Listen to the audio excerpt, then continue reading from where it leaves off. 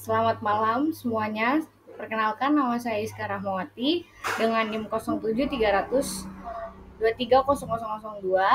Saya ingin mempresentasikan tugas teknik pengeboran dan peledakan, yaitu bahan peledak, dengan dosen pengampun Ibu Pancanita Nopi Hartami. Yang pertama yaitu apa itu bahan peledak. Bahan peledak pada tambang adalah zat atau campuran bahan kimia yang digunakan untuk menghancurkan atau memecahkan batuan dalam kegiatan penambangan. Tujuan utamanya adalah mempermudah proses penggalian atau pemindahan material tambang seperti batu bara, biji, logam, atau batuan keras lainnya. Bahan peledak juga merupakan kumpulan unsur padat, cair atau gas yang kondisi dapat melakukan reaksi kimia dengan cepat, di mana dapat dipakai dengan aman. Bahan peledak harus mempunyai stabilitas kimia yang baik pada berbagai kondisi seperti gesekan, impak, atau panas yang menghasilkan produk yang lebih stabil. Setelah itu ada bahan peledak di kegiatan industri pertambangan. Yang pertama ada black powder. Black powder atau gunpowder digunakan baik untuk keperluan militer maupun penambangan. Komposisi black powder adalah serbuk batu bara, garam, dan belerang. Bahan peledak ini terbakar cepat sekali, bisa mencapai kecepatan rambat 100 kurang lebih 10 detik per meter atau 60 meter per detik pada kondisi terselubung tetapi tidak bisa meledak. Oleh sebab itu, black powder diklasifikasikan sebagai bahan peledak lemah.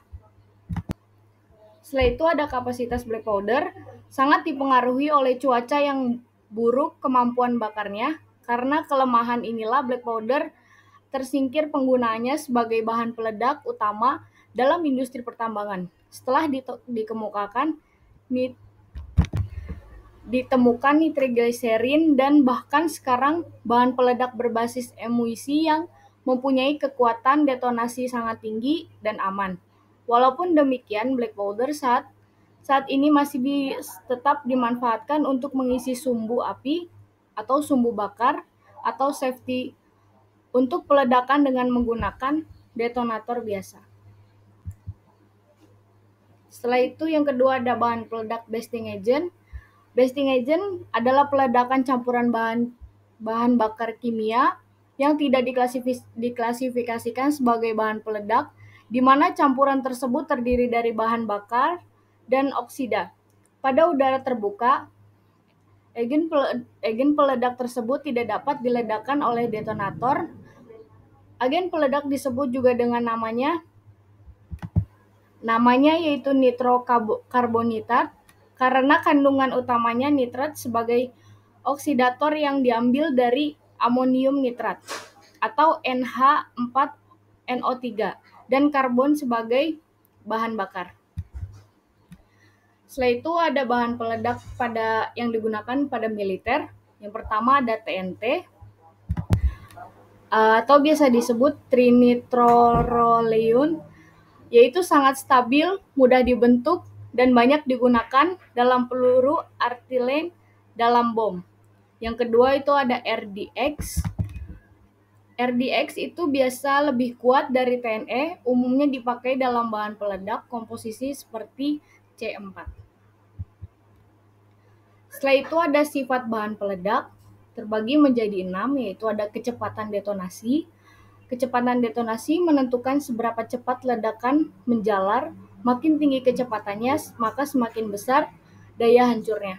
Yang kedua ada sensitivitas, yaitu kemudian bahan bereaksi terhadap panas, gesekan, atau benturan untuk menentukan tingkat keamanan penanganan. Yang ketiga yaitu ada stabilitas kimia, di mana ketahanan bahari terhadap perubahan suhu, kelembapan, dan waktu penting untuk penyimpanan jangka panjang.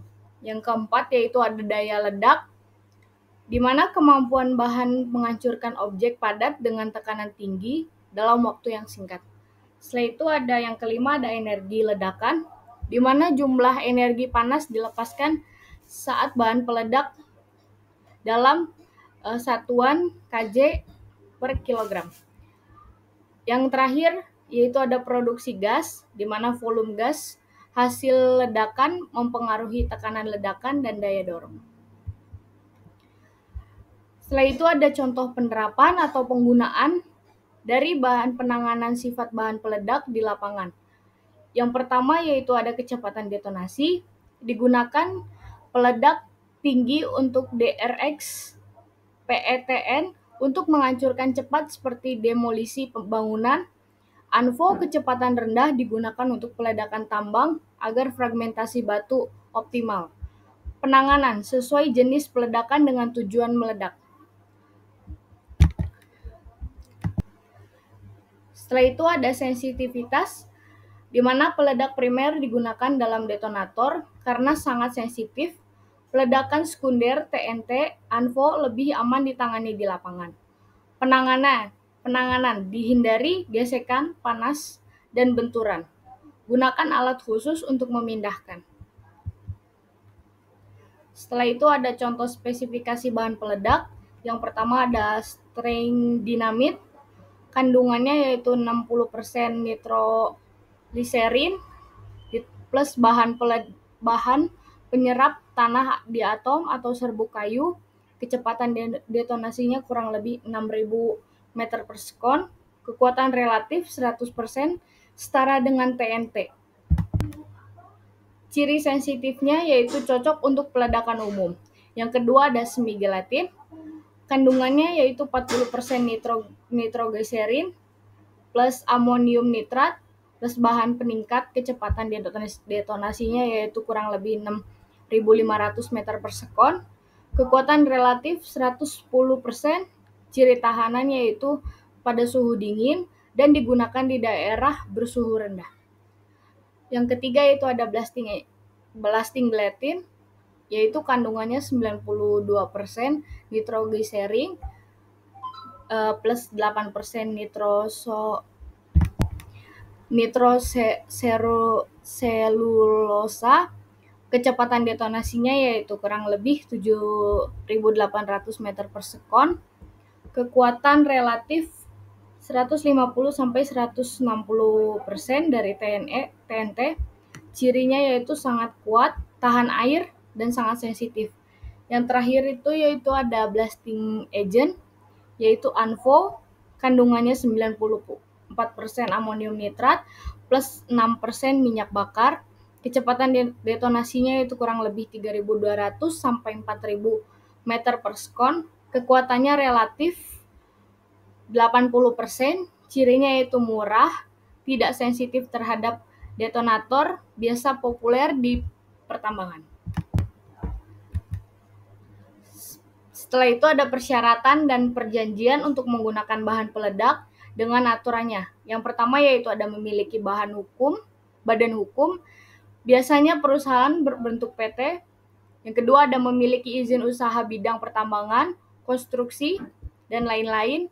Yang ketiga yaitu ada memiliki izin kepemilikan, pemangkutan, penyimpanan, dan penggunaan bahan peledak. Keempat yaitu ada memiliki gudang bahan peledak yang memenuhi standar keamanan. Setelah itu ada memperkerjakan tenaga ahli bersertifikat dalam bidang peledakan. Yang terakhir ada menunjukkan kebutuhan nyata penggunaan bahan peledak, misalnya untuk pertambangan.